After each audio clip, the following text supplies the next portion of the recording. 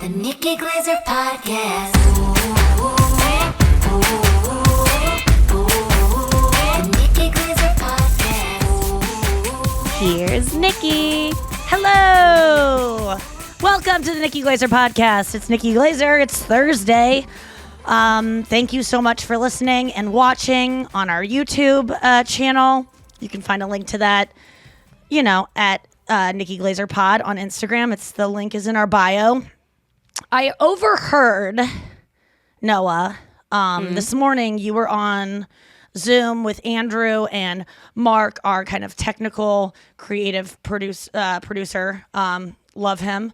Mark, and you guys were talking about the YouTube comments, and I was putting my duvet on my comforter. You mean you were wrestling with your duvet? I told Andrew, I go, tell them I'm putting my duvet on, so I'll be there in 2 days. So yes, I was getting some cardio in before the show, and I heard you saying that you said, I'm really surprised. Like, the YouTube comments are actually really, really nice. Aside from some of the spam. And I didn't hear you say spam. I just thought, like, aside from, and then I was like, I think I kind of went like, like, I kind of think I earmuffed so I wouldn't hear. And then you guys are like elaborating on the spam and how you're working to like get those comments removed or whatever. But I feel like even spam is positive. If it was spam, like free sex or something like that. So, oh my God, that's positive too. It's sex positive.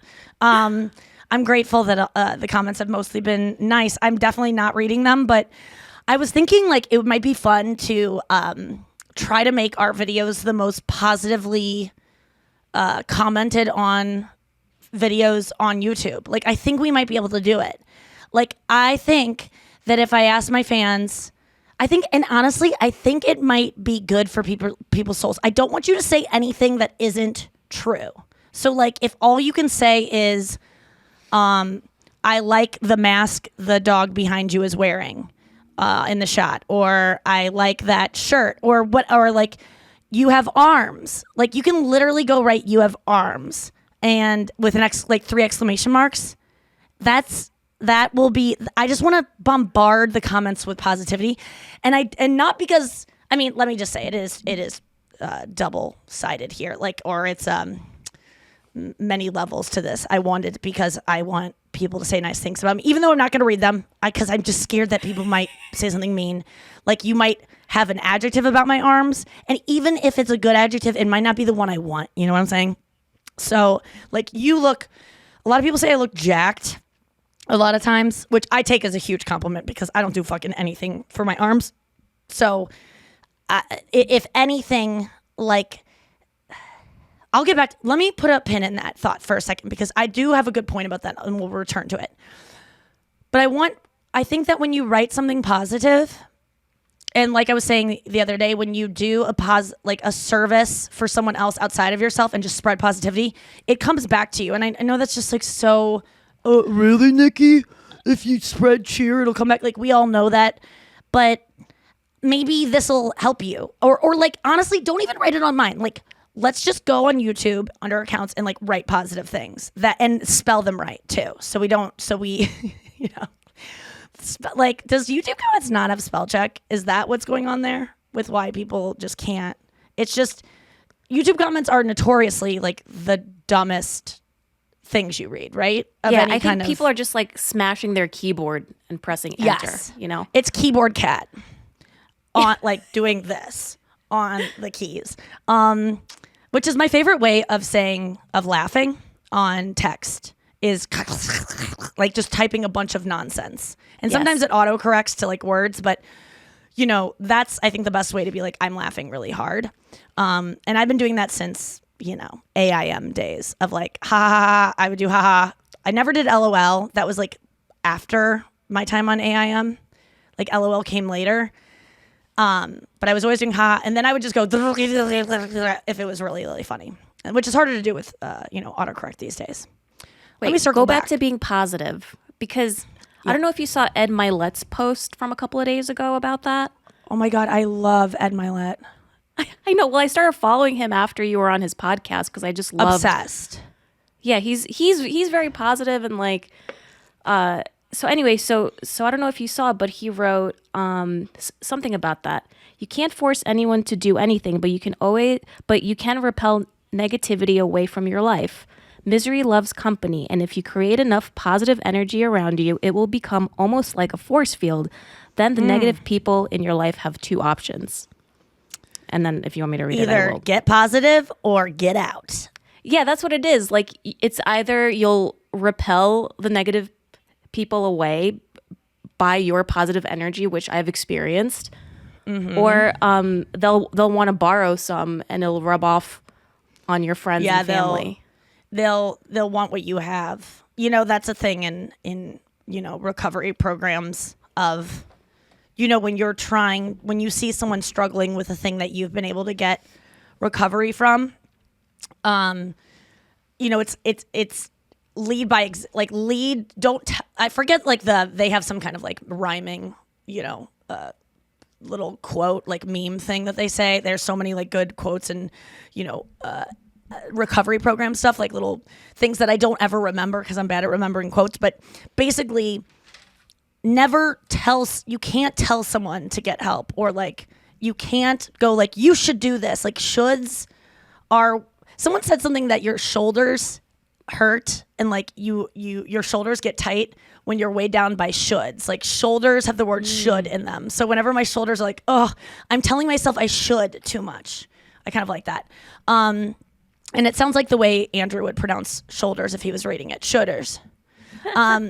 So no, but like it's so, when you first get like recovered from, let's say, when I quit drinking or when I quit starving myself and exercising to lose weight, or just harmful things, I wanted to save everyone. I wanted to be like, you should do this, go, read this book, do this. And now with like the Alan Carr stuff, I have the not smoking book and the quitting drinking book. I used to do that a lot, and there's still a lot of stuff out there that is me saying like, I wish people like you should do this, and me buying the book for people before they ask. And now I just say, hey, if you are interested in stopping that, I will totally talk to you about it. But like, come to me, no judgment. And like, you can come to me because, especially in people close to our lives. I'm talking about my fans. I used to kind of be a little bit like more proselytizing about things. And now I feel like if you want people to want what you have, and I think that that's kind of what led me to feel like I could maybe recover from these things, is that I surrounded myself and put myself in the same rooms as people that were struggling with similar things as me. Not like exactly the same. It's never going to be exactly the same. But man, you would just hear stories.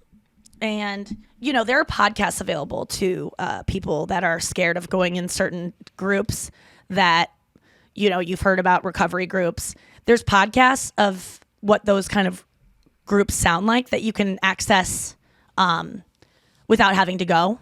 And there's also like Zoom ones that you can go to, and you don't have to turn on your camera in a lot of them, or even introduce yourself. Even if they say, hey, anyone new, introduce yourself. That's the beauty of kind of recovery stuff, is that they know that the reason people are addicts is because they feel pressure and like not good enough. And so the best part about kind of recovery programs, and I think like everyone that I've encountered, whether it's in like a 12-step thing or not, is that it's just so forgiving. Like you can just go and be anything and they'll accept you. And if you go and you're like, I don't want to talk, and they're like, anyone who's new, do you want to talk? And they know you're new, and they're looking at you like, do you want to talk? And you just sit there and you don't talk. It's fine. Like no one makes you do anything you don't want to do when you're looking for help in these places. And I just want to say that. But is it free? Yeah. Wow.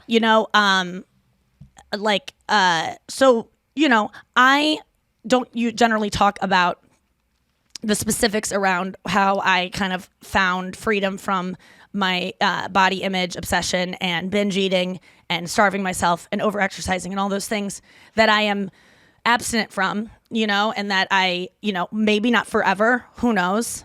I'm only one day at a time, that kind of thing. I think that's one of their I mean, I know that's one of their sayings, but I do know that it is free. If you think what I can say is my own experience, and this is what you learn is like only speak from an I place. And that's the best part about these kinds of places is that no one's going to give you advice. No one. Like you go in, from what I hear, you can go in, from what I understand from their literature, it's a place where you can go and share your story and be anonymous and trust that no one's going to judge you. And you know what? We can't help it. You're like, well, I'd judge people. I'd go in there. Are you kidding me? I've been in those places before. Or I used to go to group therapy with my abusive therapist. She used to make us all of her clients used to go together once a week and get together, which was kind of nice because we would take the elevator down after a session and just go, is she a little cuckoo? And it was just not, it was like suddenly the only child syndrome, of like when you're an only child, the problem being an only child, I totally support parents who just have one child. I mean, I think I would have been fine as an only child. I always say though that the benefit of a sibling is having someone else to go, are mom and dad kind of fucking batshit crazy? Or like, don't they suck? Sometimes having someone to commiserate with. But I've learned that the best way to get people in your life who you desperately want to get to be as happy as possible is to not tell them about what you've done and what, tell them what they should do and that, oh my God, you could do this. It's just to say, in my experience, when I have felt so-and-so way, I did this and this is what happened. So, if anyone, I know I'm talking very vaguely, but I always extend the offer that if anyone ever wants to know what I did to conquer not conquer, but to cope and be really so much better than I ever have been since I got an eating disorder in 2002. I've had an eating disorder for that long, off and on, like not even off and on, just always, just different forms of it. And for the past year and a half, I have been not completely free of food obsession and body obsession and all those things. It comes up, but man, it's basically like, okay, yes, sometimes I'm in detention, but I used to be in prison. Sometimes I have to stay after school and write on the chalkboard, but I used to be in solitary confinement for a life sentence. So that's the difference. I'm not totally out of the woods, but it's just changed everything.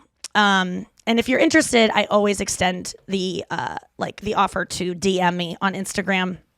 And let me just say that a lot of times I don't see those because I get a lot of message requests, and I can't always write back a lot.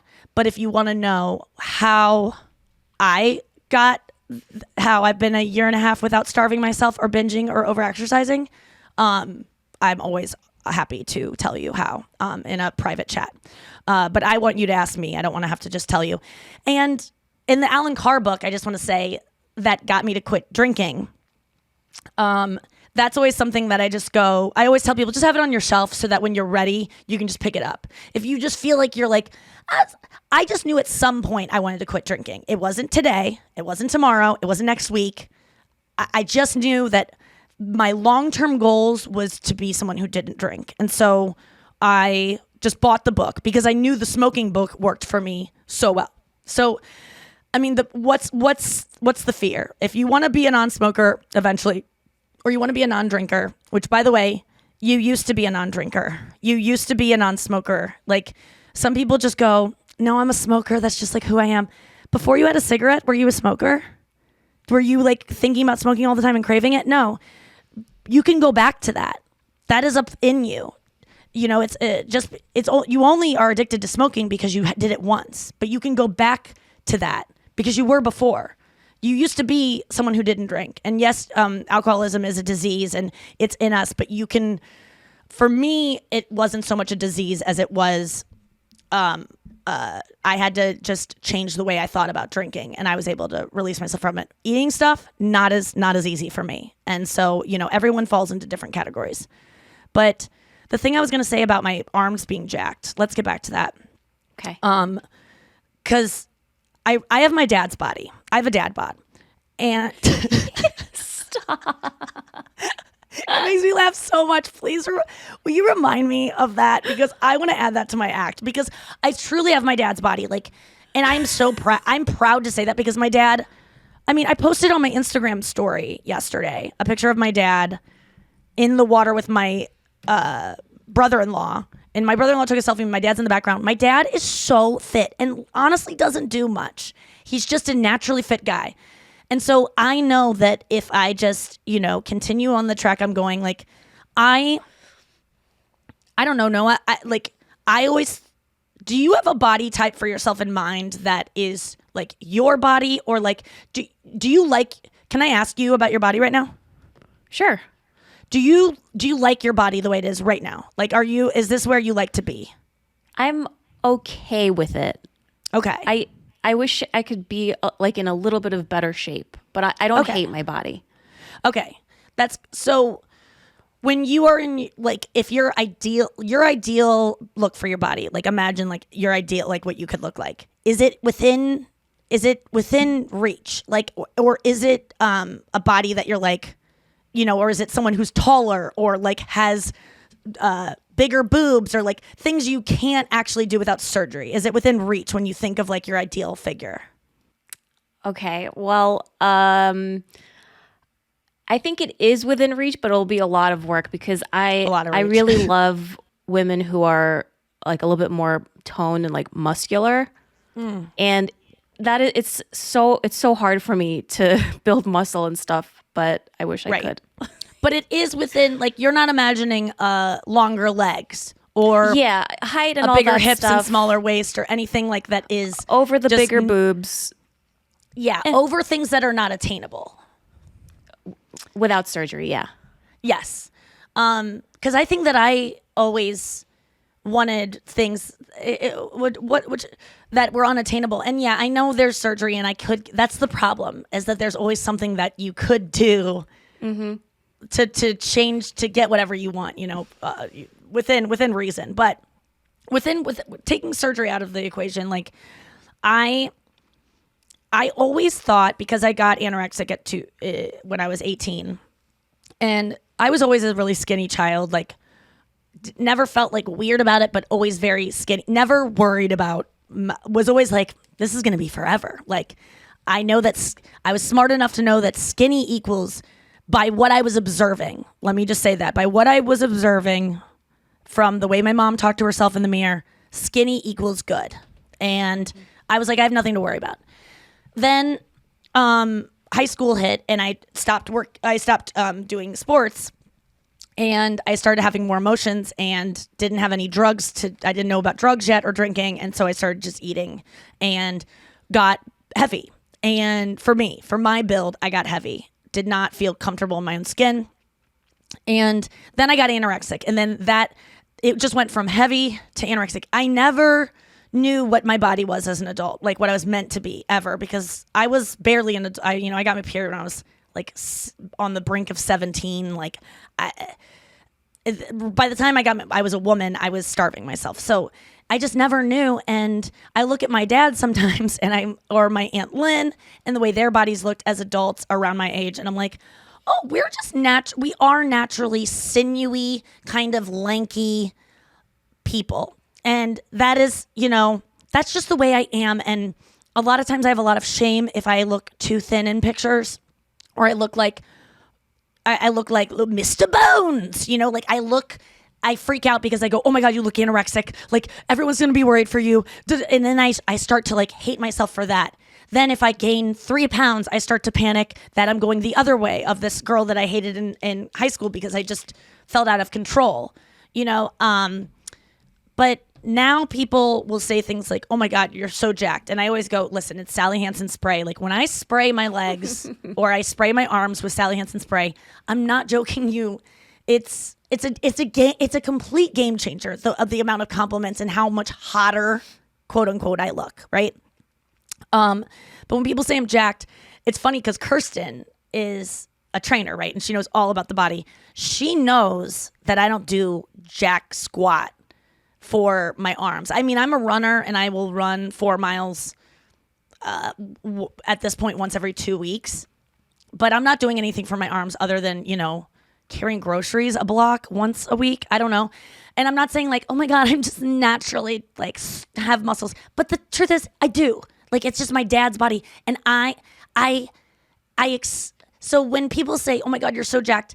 And I'm just like, it's natural. I used to hate girls that would be like, I'm just naturally thin. But I am. And that's okay. And you know what? I also have like, there's things about myself that that aren't by society standard a good like something like aesthetically perfect or whatever. Like, I have bags under my eyes a lot of times. I have puffy eyes, or I have like, I just see this thing sometimes where I see like I have too much skin between my eye. Like, my face seems to be falling off my skeleton sometimes. Okay? But guess what? That is just who I am. With the same way that I accept the good thing that I'm happy I have the jacked arms, I can't help that, my arms. And I go, I can't help it. And it's just like, this is the way I am. But why don't I have that attitude about things I hate? I can't help it. It's just the way I am. Why, with the things that are a part of my body that are just the way I was born without a fucking ass. I was born with a flat ass. I know that I could change it with a lot of work. I don't have the time. It's not going to happen for me. All right? So why, when I have a flat ass, do I feel guilty about it? Do I feel like I'm failing in some way? But with my arms, I'm just like, it's just the way I am. Why can't I have that same attitude for everything? And someone wrote to me recently and said that my little advice one time of saying that when I look in the mirror and I feel let's just use the word disgusting if I'm having a bad day, right? And I look in the mirror and I'm like, ugh, gross, or whatever. Something I don't like about my body. I said one time on a podcast, and I say this all the time to myself, God wants me to be this way today. I have to be this way today. I don't have a choice. It wasn't my choice. We talk so much about choices. I see so many things, Instagram stories or motivational things about the choices you make in life.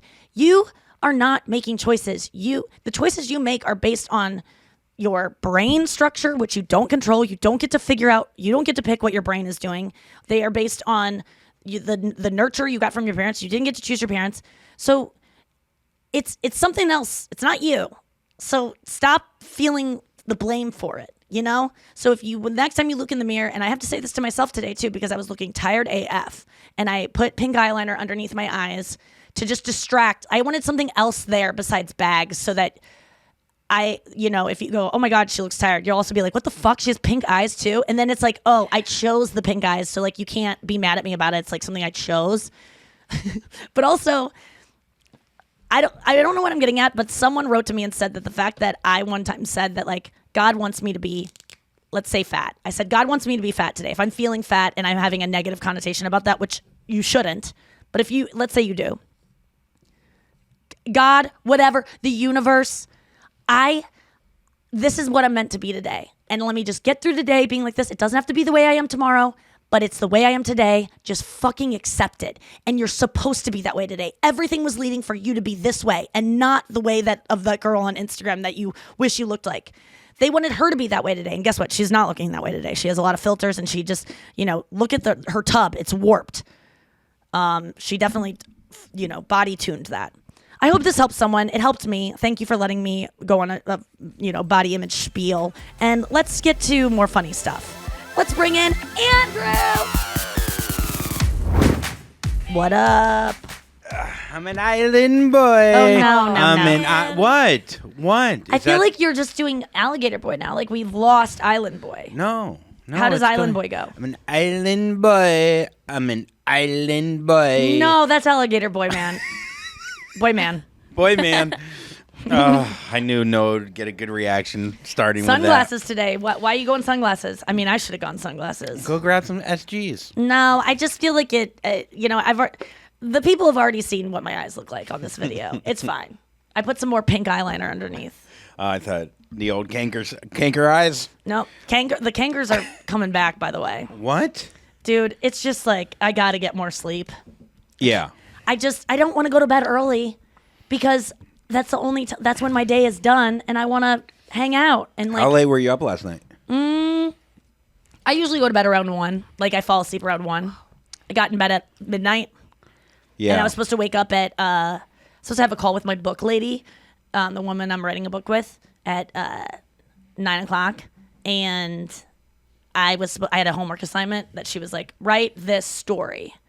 That's like the easiest thing to do. And I was going to wake up at 7 and do it just like I did in high school, college, right before it's due. And I woke up at 6:45 and my throat hurt so bad. And I was just like, no. Of all the things that I can cancel today, this is the only one that it is not necessary and isn't, costing a lot of money and people depending on me. And so I wrote her and I was like, I feel sick and I can't do it today. I'm so sorry. And it was true. You know? I just couldn't do it. I got too much going on. And I just told her, I hate canceling and I'm sorry. I promise this is a priority, but I got a lot going on and this is the one. I just was honest. And she was so nice about it. And she was like, yeah, this is the one thing that, like, let's keep kicking this can down the road. Who cares? Yeah. I mean, it's always nice when you, like, just today when I, like, accidentally formatted that card, I was like, and you were so cool about it. So when someone's cool about something like that, you're like, oh. Oh, yeah. But then it's like, sometimes I guess people's worries, like, well, then it will happen again. She won't do her homework assignment if I'm not angry. You're going to probably want to do it more next time. Yeah, I think of positive reinforcement has been proven to be the thing that works more than negative reinforcement. Like being punished or screamed at doesn't yield the same results as like, in dog training, anything. They're just like, don't punish, just reward. And just put a Cheez-It in my mouth and say, next time, be a good boy. The thing about punishment or admonishment is that sometimes I'm not doing it to be like, oh, this will make him never do it again. I'm doing it because I have no control over my anger and I'm really mad about something else in my day or my canker sores hurt. Yeah. So what happened to your knucks? Poop knucks? My knucks. Today I was trying to unscrew my steamer. And the hand, like, it just my hands get dry. This could be from digging in my purse. Like my knuckles just will drag on something very lightly and start bleeding like crazy. So yeah, I got into a fight with a steamer with Stanley. I love steamers. I would have burned myself if I had to steam my hair. I'd look like Freddy Krueger in a month. Steam my hair. Oh, I meant steam your hair. That would make it so frizzy. Yeah. I actually didn't mean that, okay, but I did mean clothing. Just using anything hot. Oh my God, steamers are so dangerous. People don't understand because it just looks like beautiful mist. Yeah. But it will burn you so freaking fast. I feel like they're much more dangerous than irons. Is it quicker than an iron? No, but yes, because irons, unless you have an ironing board already set up, and yes, it's usually like. Oh my god! Oh my god! And then you have to go undo the thing or go for if it's. And then retractable. You forget that it was on 10 minutes before. Then you put it on and it has no water in it, so then you have to put the water in and it goes.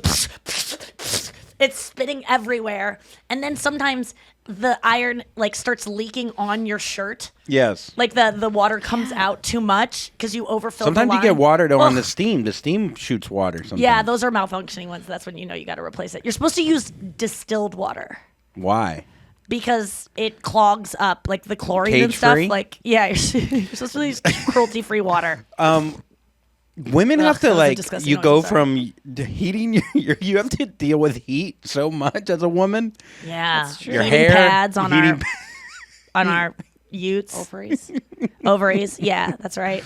Women deal with heat way more than guys. In the kitchen, in your hair, on the clothes, on your ovaries. I mean, it's everywhere. Yeah, we take the heat a lot. You take the heat a lot. We Do you iron your clothes or steam? I steam. I don't have an iron, just the steamer. Do you have like a little travel one, or you have like a big ass one? I have one that an ex gave me for like my birthday. Oh, a boyfriend steamer. Whoa, does Avi Is it know? like baggy and like have his varsity numbers on it? Yeah, does Avi know? Does Avi ever use it? Does he sense that you have like Has he ever used it on his own clothes and been like, honestly, why?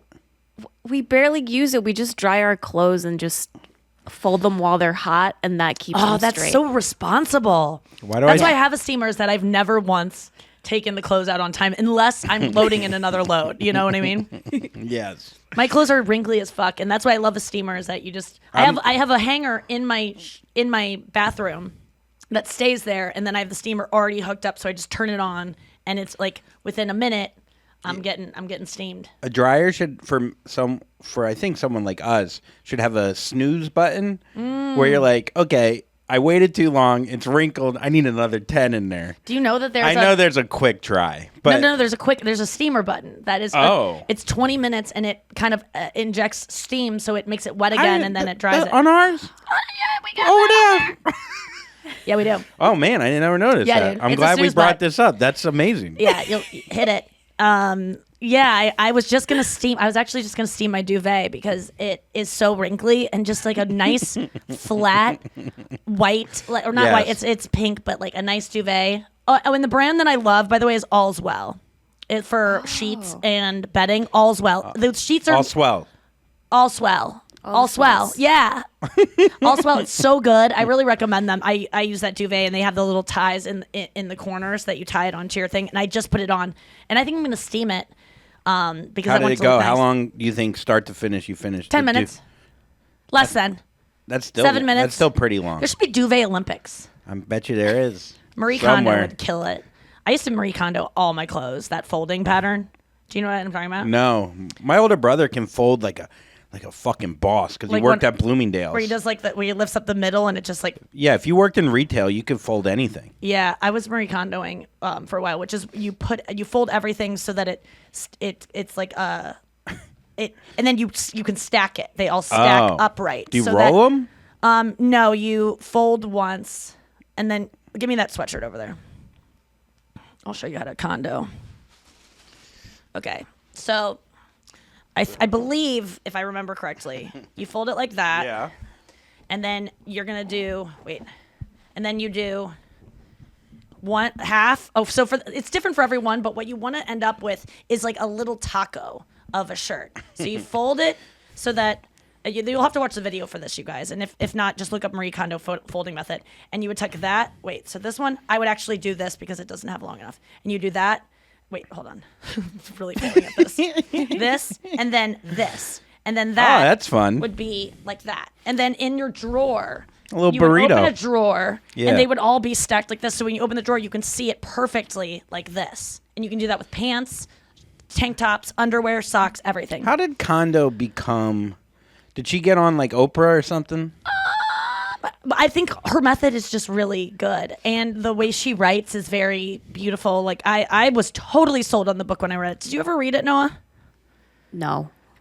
I got into condo right before I met you. I think in 2017 I started condoing, but I'm out of it now. Yeah. Now I just throw. I do a method that I used to see Amy Schumer do, which I always used to place a lot of perfection onto her in terms of like she just was the first friend of mine that like had her own apartment in Manhattan and like just had things going on, would have like checks laying around for like I remember seeing a check for like $30,000 one time on her like table, and I was just like, what is that money? And why would you like she was just killing it, and like a woman, you know, and she had this apartment that smelled so good, and like, you know, it was just it was a cool little like lower level whatever. And I remember I was just like, God, she has it so together. But the one time I opened her closet, her like drawers, and it was just all of these clothes like thrown in, like no folding, just all a mess. They're all clean, but she would just dig through it and then she would steam it. And it was like, but she had it all in there so no one could see it. So it was a mess in there, but it was all like,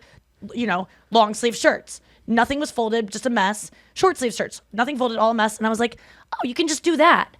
And that's fine, because sometimes when I fold stuff, I have to go through it and then it gets messed up anyway. I don't understand people that can just, that's the Marie Kondo method. That's why it works, because when you're looking for things, you can see everything at the Yes. top. You don't have to dig around. When you stack things, you unfold, it's like you fuck it all up. What I do is I'll fold it, and then I won't have room in my drawer, so I'll push it all in, and while I'm pushing it in, it unfolds and becomes shitty anyways. Yeah. So it's like, what are we doing? But I mean, it really is exactly who we are. I mean, a unfolded shirt inside a nice dresser, you know? I mean, mine is a little bit more apparent on the outside too. But like we all are like that's more us. Is like, look, I try to be more organized at times, and I really do want to be an organized person. I think about it. It's not your fault. I You're know. not choosing to be disorganized because you like want to be dirty and bad. Like we all would like to be, and you just go, well, why don't you just put in the extra effort and put away that spoon after you use it? But it's like,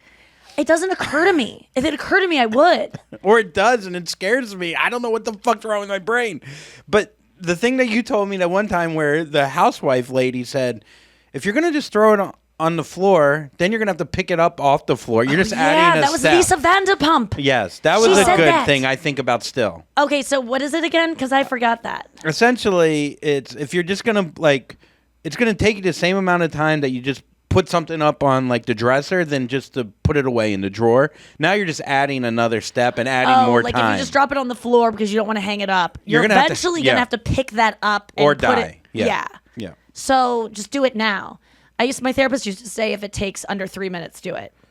Oh, that's everything. Yeah. That's the exactly. crazy thing about all of this shit. Doesn't take long. And then you learn it, and then you forget it. I It's get always- overwhelmed by how much stuff I have. And then when I start going through it, and then I go, yesterday I had this bottle in my, like, all my toiletries, and it was like this vitamin that I used to take.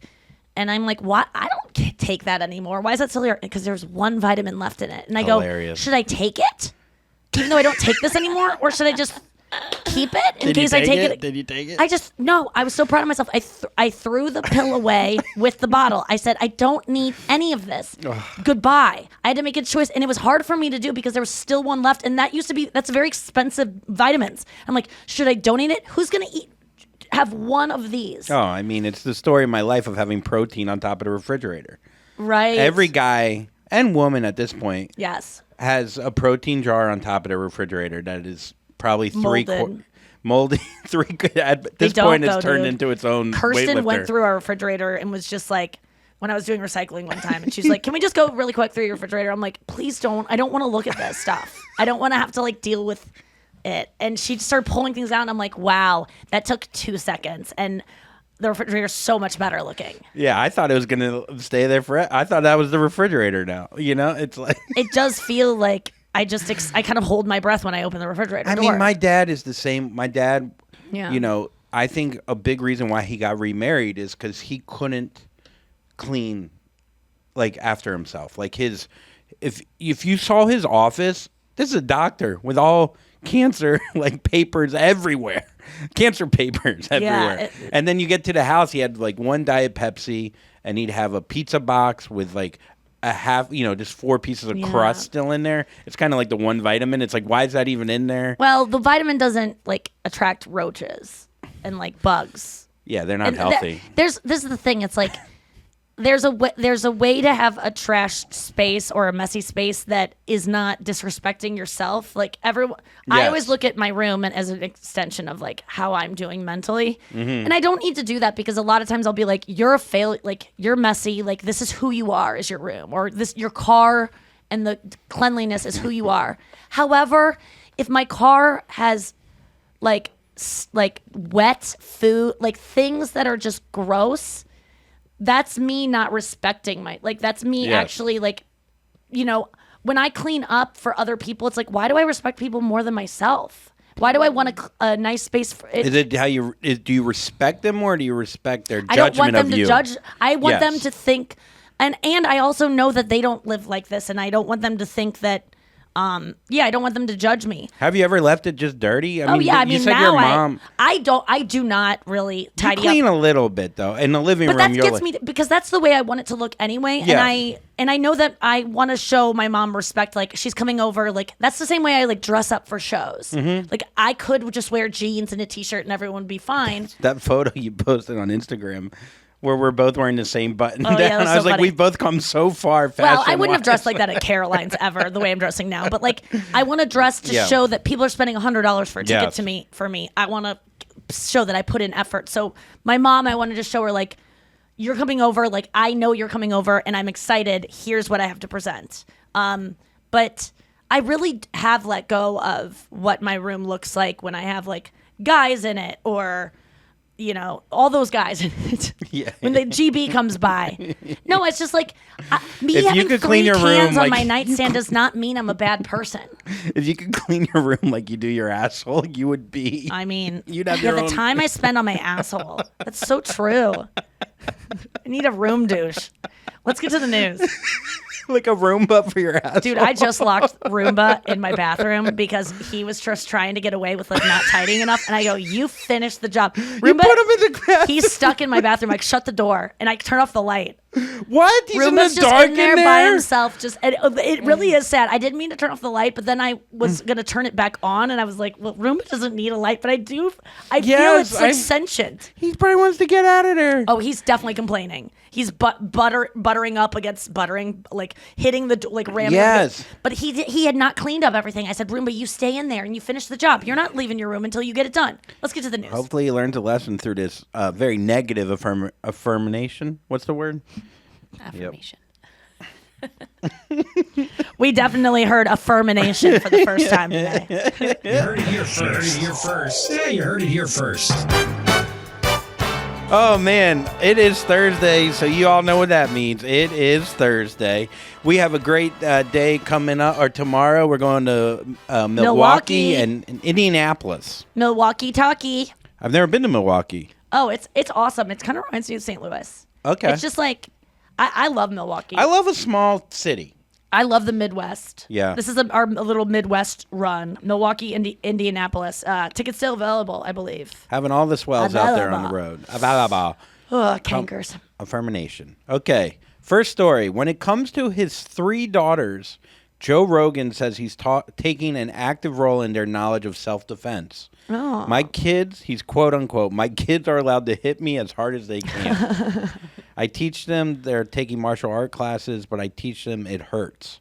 I went from being a kid who was terrified of conflict to being a martial arts champion. The reason why I became a martial arts champion is I was being picked on all the time.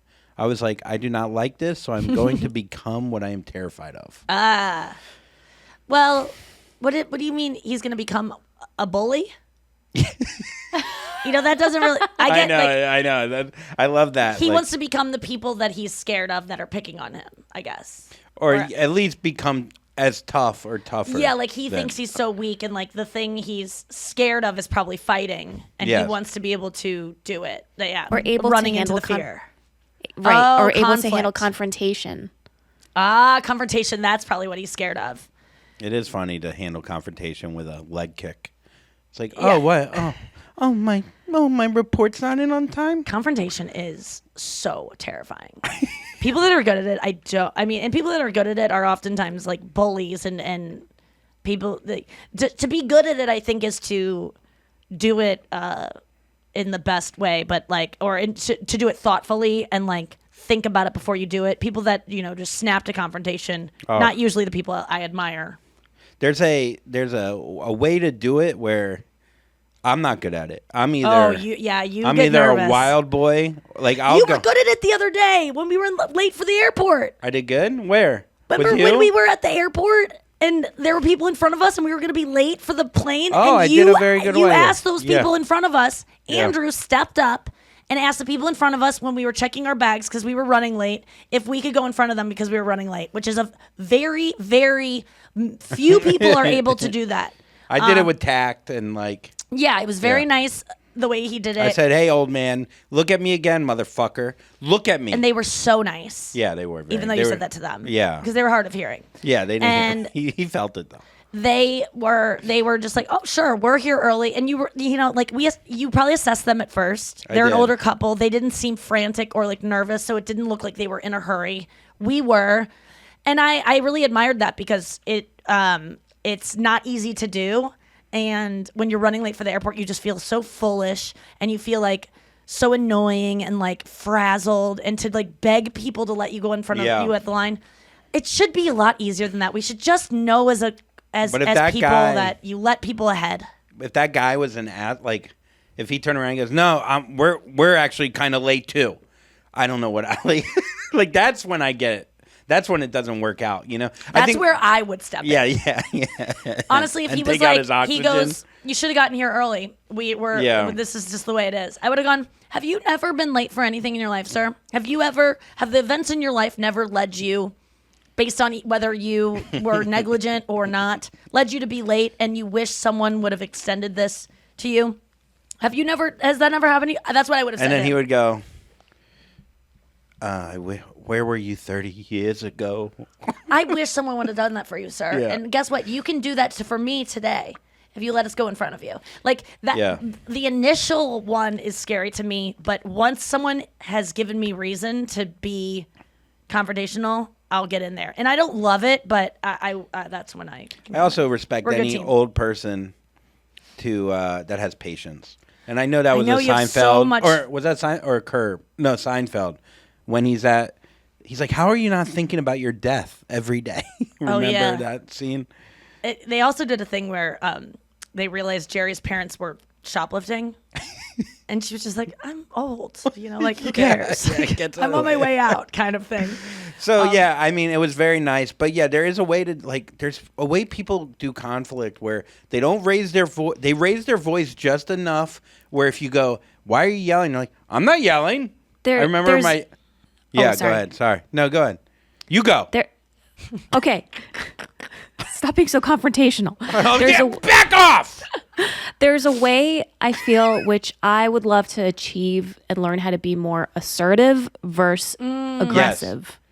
Yes. And assertive is going into something like at full height, calm, having confidence, and just, being able to settle the situation in like a very diplomatic manner. And then there's aggressive where it's like very emotional. Right. It's tough. Or there's the I'm sorry, I'm so sorry, like cowering before you Yeah. even ask. I'm really I sorry to know, bother that's you with bad this. too. I And then when know. the person doesn't say it's okay when you say sorry, fuck you. Honestly, I hate that. Fuck you. I dealt with this woman that was in the lobby of this hotel, and I had to store my bags in this closet because Yeah. I had to go run and get lunch, and my car wasn't. I didn't have a hotel room anymore. We had checked out, which is standard procedure at any hotel. Store the bags. And I had to get something out of my bag. She is in a lobby. There's no one checking in. There's nothing that's going on. And I'm like, I'm so sorry. I forgot. There's something in one of my bags that I have to grab. Can I get in there real quick and just grab it? And she just grabs the key and just starts walking towards the closet. And I'm just like, I'm so sorry. Thank you. Nothing. Nothing. I'm in there digging around. I know what's in here. I 2 seconds. So sorry. I'm so sorry. Like, just me just begging for her to say, it's okay. Nothing. Thank you so much. Finally get it. Thank you so much. I really appreciate it. Thank you. Nothing. Wild. I mean, I could not believe it. I think it's so rude. And, why do I need that? Because I did feel bad. There is a way, like people. Yeah, I know. I know. did feel bad. But you know what? She has her own shit obviously going on. We could say that, right? Yes. For sure. She sees you. Was she older? No. No. Oh. She just wasn't. She was probably having a bad day, and she Yeah. probably didn't care for my She probably some women out there are like, never say sorry. Don't ever say I'm Yeah, sorry. guys are Women, like all that we do too. is apologize. Stop saying sorry. It's like she might be one of those girls that's like when she hears a woman say it, she's just like so disappointed in how I'm a bad feminist because I apologize. And it's like, I'm not apologizing for my existence. I'm apologizing because I want you to like me because my mom drank a lot. Yeah. Sorry. I'm sorry that I'm working on myself. I don't want stop this whole thing of women never say sorry. Guys do It's it just too. Stop that. You're weak if you say sorry, especially in but business. Never apologize. And it's like, fuck you. Fuck. But what if you turned it around and instead of saying, "Oh, I'm so sorry," like at the end you just said, "Thank you so much for your time," or just "Thanks for going out of the way." I know and that's what you're letting me supposed to in say there. instead of sorry, but I just don't think it shows as much. Because It what goes if they hand in haven't hand given with you their assertiveness. what if you can't thank someone until they've given it to you? So if I'm going up to say, I have to get into my bag, may I please get back in that closet? I could say I would really appreciate your patience while I dig through this bag. That's just so much. I just rather say, sorry, I'm really sorry I exist. Well, I think like there's like a way to do. For me, when I hear assertiveness, it's like nails on a chalkboard for me. When like someone like, let's say you're late to your flight and you go up to the ticket counter and this assertive dad comes up and he goes, "Look, my family, That's not aggressive. assertive. Okay. Exactly. All right. So look, my family." No, aggressive. Like you are responding to aggressiveness. No, but I think people think that's assertive when someone's taking charge of the situation, and sometimes people listen. It's like when you talk like this and you pause and you think everyone's waiting for your magical thought. Why does that trigger you? I don't know. I just think anyone that thinks they're more important than they are just annoys me. Oh yeah. And so like I don't know. I feel like I'm pretty damn good when I go up to a ticket counter and handle like a situation like that where like you don't have to be like I'm in control. I know that being mean to people at ticket counters and being a bitch and like being aggressive does not get them to give you what you want. Nope. What does is being kind and understanding that their job fucking sucks and that they don't owe you anything and that they can maybe do you a favor.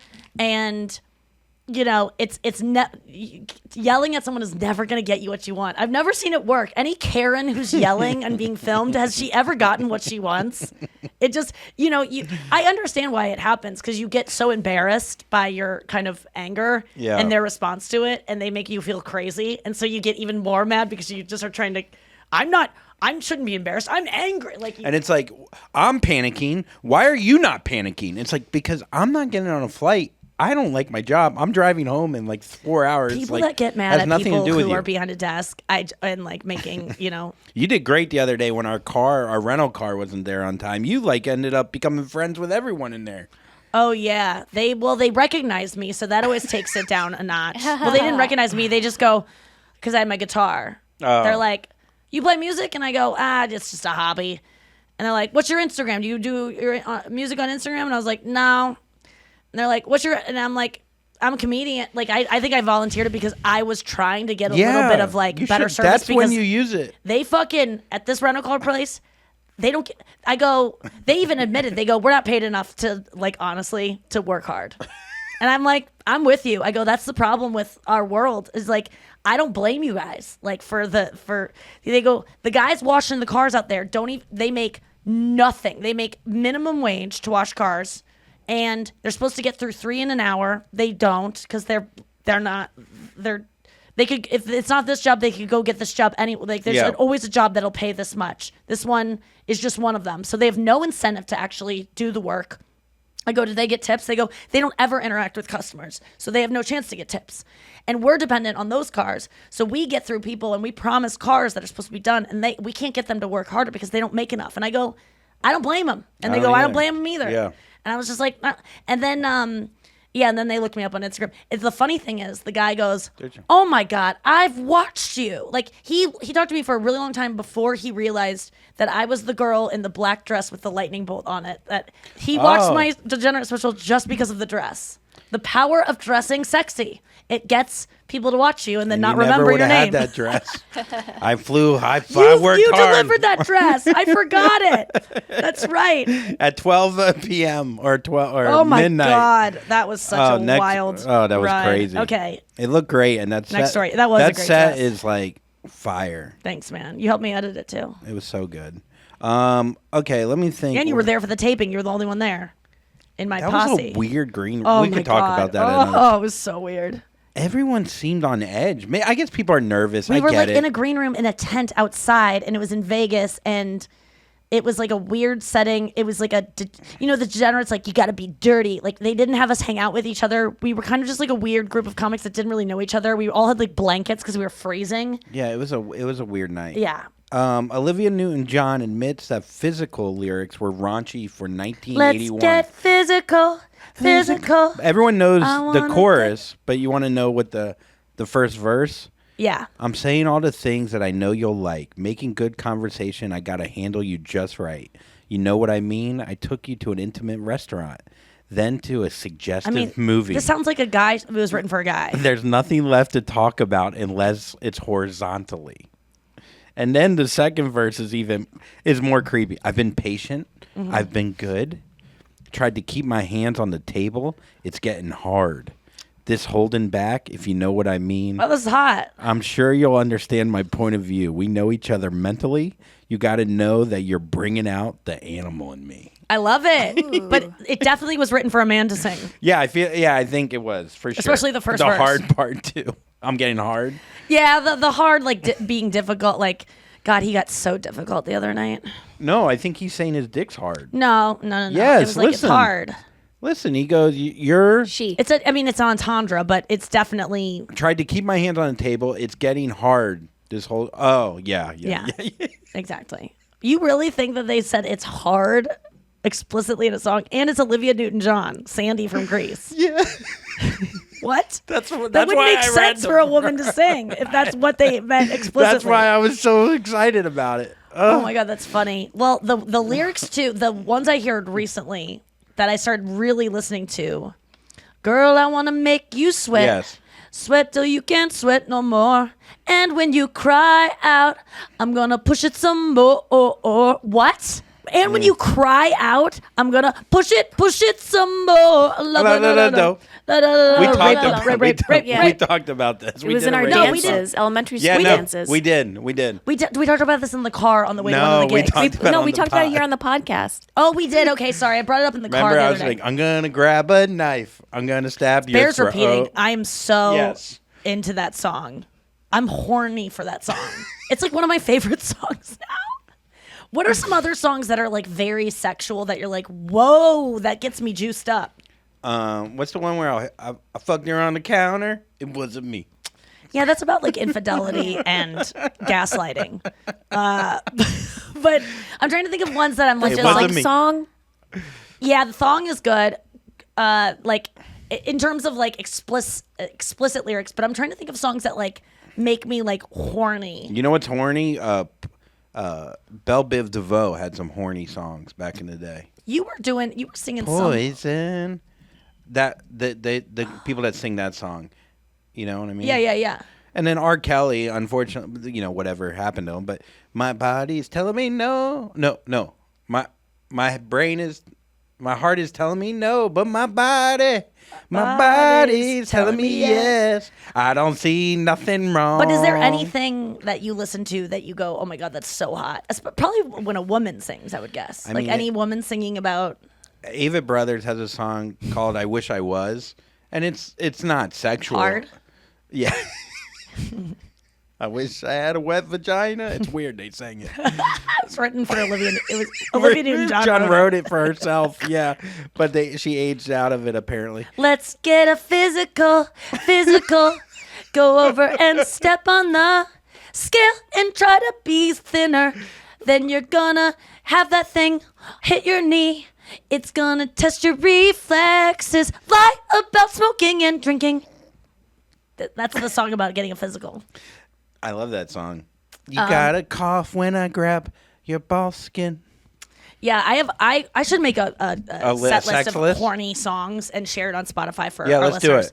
Because there are definitely songs that I just am like so juiced up for. Well, which one?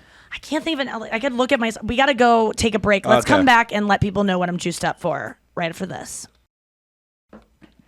All right, so we're gonna get to our sports moment, but I just want to share a song that I might be a little bit horned up for, and I'm gonna go with. I just have to look at my. Oh God. Solo Frank Ocean. Oh, Hand me a towel, I'm dirty dancing by myself, going off tabs. That acid, form me a circle, watch my Jagger, can't lose my jacket, and hit it solo. One time. I'm too loud in public. Okay, so it gets to the part where it's like Oh, that he album's just wants unbelievable. to, like, he's alone and he wants to hook up with this girl and like Guy, it's just guy. Oh, really? Hey, he's gay. I thought he was bi.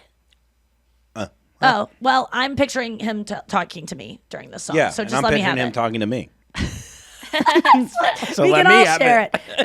That's the first one that came up on my list that I'm like, that song is sexy. His voice is just sexy. Yes. New Light, John Mayer, that can sometimes be a little bit sexy. Backseat of my Jeep, LL Cool J.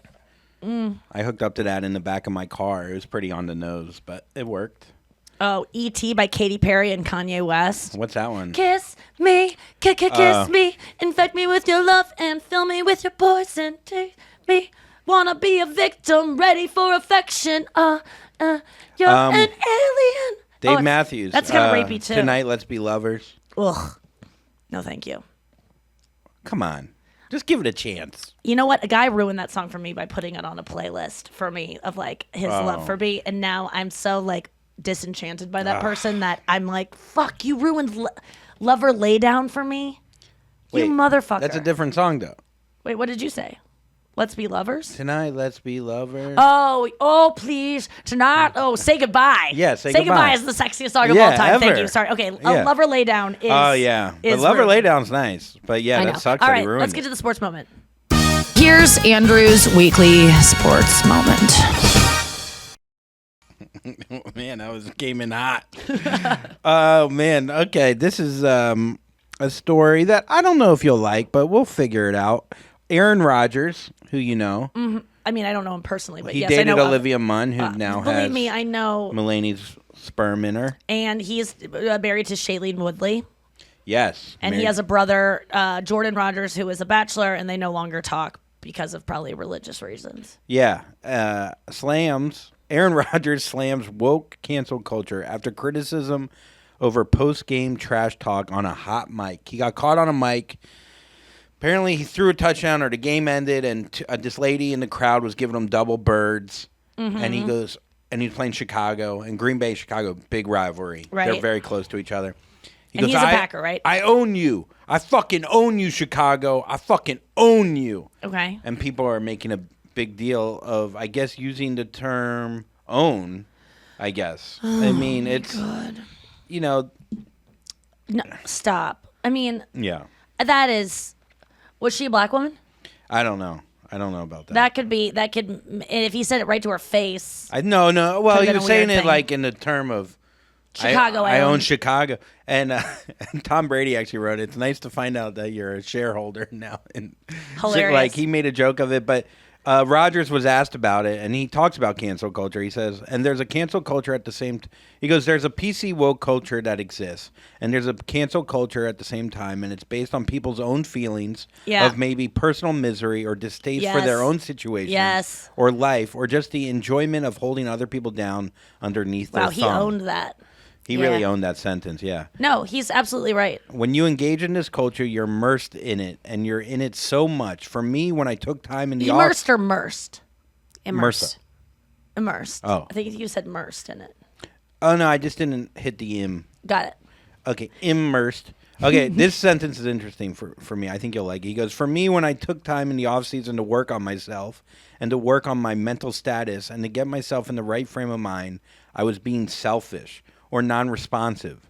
Selfish and entitled. When I came back and said what I said, the same sentiments were shared. So, yeah. I mean, Why did you like that sentence? Well, I know I like that sentence. Why did you like that sentence?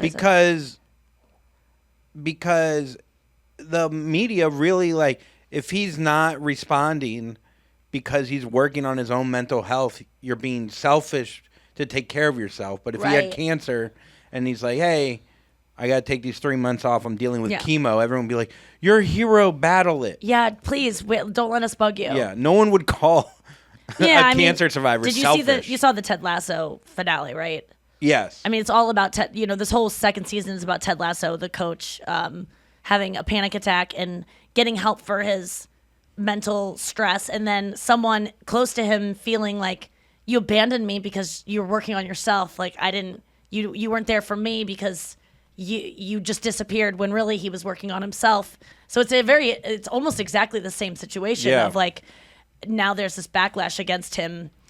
From someone who used to love him on the show because he worked on himself. And God, I love Ted Lasso and things like and Aaron Rodgers saying stuff like this because it's going to be very exciting when we see the results of men who have never even thought about taking care of their mental health starting to embrace it and almost think it's like, oh, that's what athletes do. Like I'm going to do that. Like Yes. when we see the results of that and the next decade and on, it's gonna be so good for we're gonna need it. I think there's something because things are getting shittier. I think what will happen is someone will have issues early on and deal with them quicker because an athlete does it, rather than our generation where we waited till we had a full-on mental breakdown to be like, oh, I think I need a therapist. Yeah. Hopefully they'll like attack it earlier Sometimes you on. don't know. Yeah, you until don't. That Yeah, happens.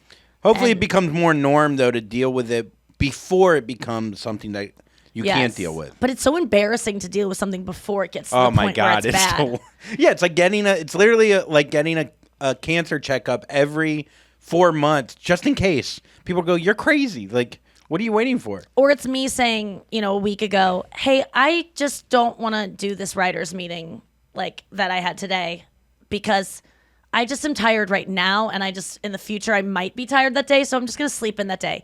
That makes me feel lazy as opposed to like waiting to the last minute and going like, I'm looking at my schedule and it's just like, I can't. Like, that gives me more authority to ask for a break than if I just foresee myself wanting a break. Like, so true. Do you want to say in Ted Lasso, there is a moment where one of the characters is like, presents his girlfriend with a 6-week vacation away. Like, yeah. And I go, what? I was watching with my partner and I was like, 6 weeks? And he was like, yeah, you would never do that. I go, no one ever. Who takes 6 weeks A lot of away from work? Europeans. 6 weeks? They take 2 months off like it's nothing. That is a I'm wild serious. amount of time. I mean, right in if you're in Europe, but I'm pretty sure they take My an insane amount of time off. But it was a little bit weird because he was like, 6 weeks, we leave tomorrow. And I'm like, she has to pack for 6 weeks in one night. I mean, I could do it because I'm a quick packer, but like most people, especially this girl, she wears a lot of like different barrettes in her bun and like always has different accessories. That's going to be a lot to pack up for 6 weeks. I love how she handled that conversation. You didn't like it? I just didn't feel it was realistic. You go away for 6 weeks. I'll work on me while I probably fuck Jamie. Who knows? Who knows? I do love them so much. I think seeing Roy, I mean, if you don't watch Lasso, I'm sorry for this Lasso talk, but seeing Roy's transformation has given me a lot of hope about men in my life. And like, I think a lot of men can see themselves in Roy Kent and where he's come from and how he's now handled conflict and things. This show is so good for men who are angry to watch. If you are a girl out there and you have a man in your life who's angry, it's a sports show and it will make them just make them watch it because they will unintentionally learn things about themselves and be more open. I can see you rewinding some scenes and be like, I just didn't catch that. And wait, what did he say? There's a joke there. Yeah, there's a joke there. Yeah. I think he just cried and said, I need therapy. Yeah, it's a joke. It's funny. Wait, I just want to see what sweater she was wearing. She wasn't in that scene. Okay, let's get to our weekly segment that I love so much. We have a lot to get through, so let's try to fit it. Fanthrax. Fanthrax, come on. Yeah!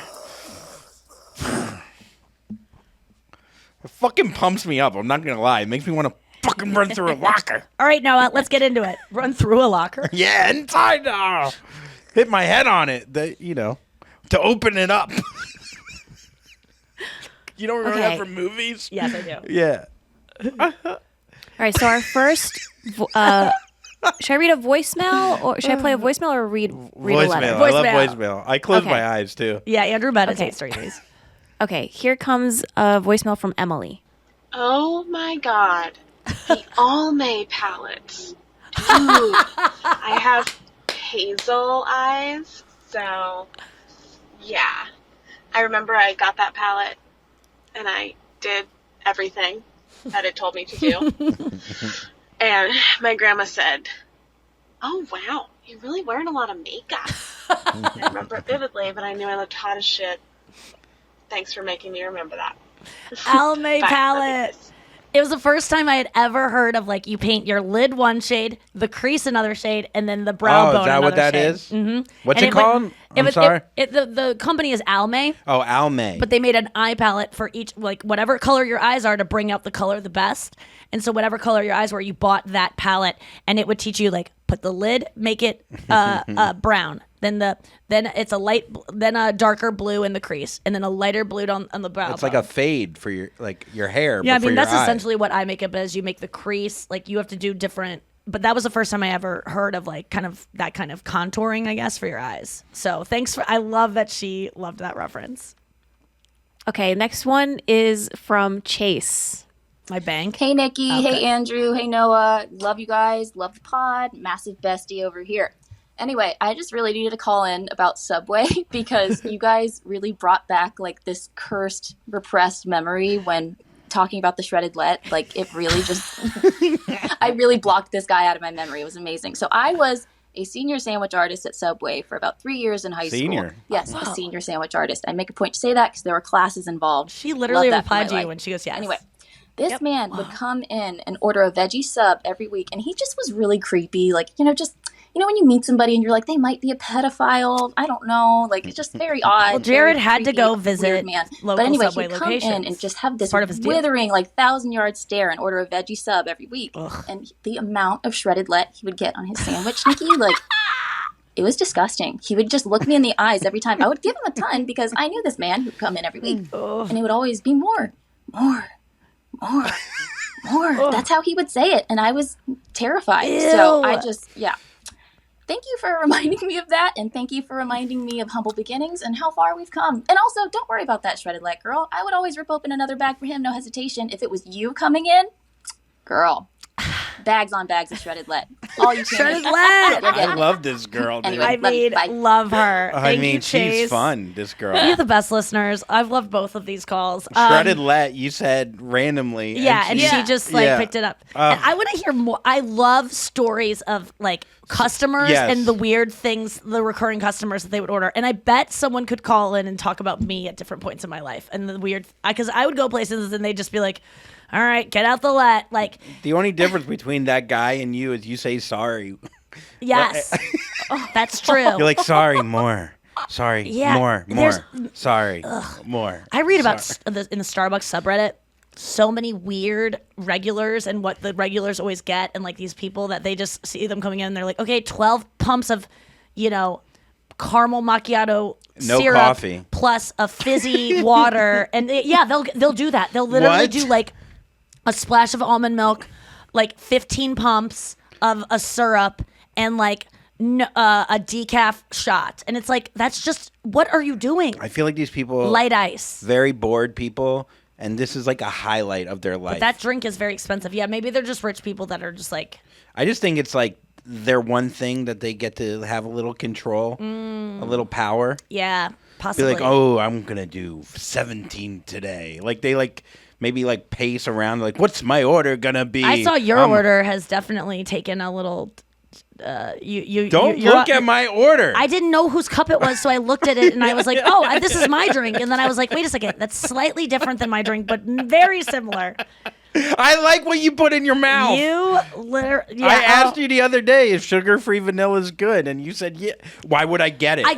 He goes, "Is that good? That drink, that sugar-free vanilla, you always get it? Is that good?" And I go, "No, it's bad." It was my way of precursing you eventually seeing that I I'm got gonna it. pre-curse you, motherfucker. No, but do you understand what I was doing there? I was being a little bitch because I was saying, oh, is it good? So then later when you see that I order it, we talked about it, as opposed to me just ordering it and you go, oh, that's my order, motherfucker. You could just say, "I want to try that sometime." yeah, well, You you can say know. that. Or you could just get it and just be like, "Nikki, you're so weird," and that's fine too, because I am. Okay. What's next, All right. Noah? It's delicious. Next one is for Andrew from Megan and Leia. 2 girls? Hi, New Jerky. I'm Megan. And I'm Leah. And we are best friends in real Is this life. Shark Tank? Besties of the pod and besties in real life. And we just wanted to bring attention really quick to the first video on Andrew's YouTube channel, which is a stellar performance of a song called Pussy in the Face. And we were just wondering if maybe Andrew could perform it one time on the pod. And honestly, if Nikki You ever could be seen this? involved in the performance as well. I feel like I please showed you let this us know. one time. And Noah, thank you so much for picking this voicemail. We love you guys so much. We love you. Bye. Oh my God, I love our listeners so much. Wait, Noah, do you have this queued up? I don't. I thought Andrew was going to sing it. Well, I know that he doesn't memorize his own lyrics. Yeah, well, you know my lyrics are all repetitive. Oh, okay. I could sing you the song Wait, right now. what is this, and what's the history of it? Like, Okay, so Crapo. Okay, it's gonna take a. I had a comedy partner named Crapo who was a Wookiee when I would do one-liners as Andy Shallows. I didn't even know this was still on the internet. I'm not even kidding. Okay. I'm very rock and roll here, and I hope you guys hate it.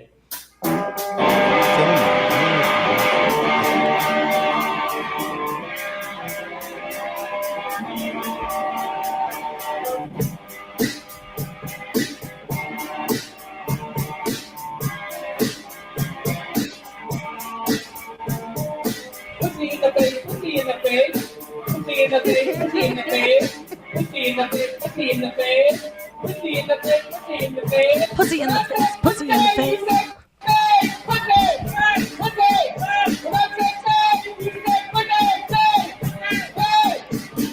Face! Face! Pussy in the face, pussy in the face, Pussy! Pussy! pussy in the face, pussy in the face.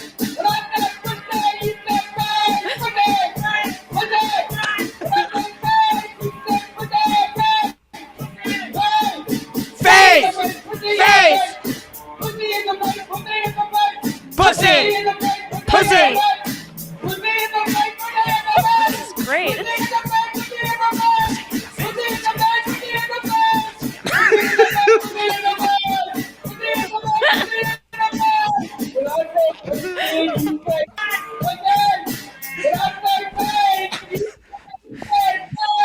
Oh my God, when is it over? Whenever you tell me to stop. Okay, It's stop. This is it. Okay. Oh my God. It probably could end. I'm so sorry to everyone. Don't apologize. That was a fun song. It is really fun. Why? What is the story behind that? Okay, so Crapo is a good musician. He played slide guitar when I would do one-liners, and so he had this place where he would perform. He had like a little locker, A little storage unit. little storage unit where he'd play with his one buddy all the time. So I came by there. I know 3 chords. You out of breath? Yeah, From what? just dancing pretty hard. We were sitting in our chair doing this. Yeah, I'm out of shape, I think. I was rocking pretty hard. That's true. Anyway, so yeah, I just played that. I put down a shitty camera on the floor, and I just filmed. I Were can't you believe living that in New girl. York at I the can't time? believe those girls brought that up. It's so funny how the world works. It is. I mean, that you leave a video on your YouTube channel and they discovered it. Yeah, it must have come up in their algorithm. I mean, I had never. Maybe I'd watched that years ago. We've been friends for a while now, but no, I'd. Oh, and then it says Andrew Collin, my Tulane stabbing. So your first video was 9 years ago, and then your video after that was 6 years later. You took a leave of absence. What did you do in that 6 years? I found God. I hung out with Aaron Rodgers in the Amazon. You know, I was working on my own mental health, Nikki. Let's get to the final thought. Mental health. I really do like that Aaron Rodgers said that thing, and it is about like when people want to just like cancel and take it away. Like, just don't buy his record or don't watch his record. Like, but don't support if you really don't like this person's art anymore because of how you heard they acted. Don't support it. And if you hate a company for giving this person money after they, did something bad, don't support that company. Like, show you can as a pick consumer your battles, you can man. Purchase but like power. trying to It's your purchase power. Yeah, there you go. Purchase power. Well, this I is just gonna think, sell more jerseys. People want people to kill themselves. I think like that's what they want people, and not to kill themselves maybe, but they just want they want to ruin people's lives. And I've been there before. I've been like a woman who's been scorned and wanted to like destroy a man's life, and not like make him want to die, but I've wanted him to feel bad.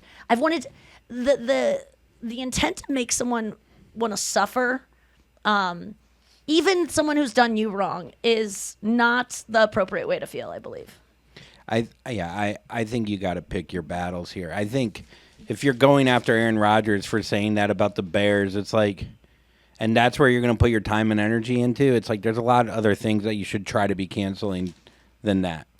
But I also don't.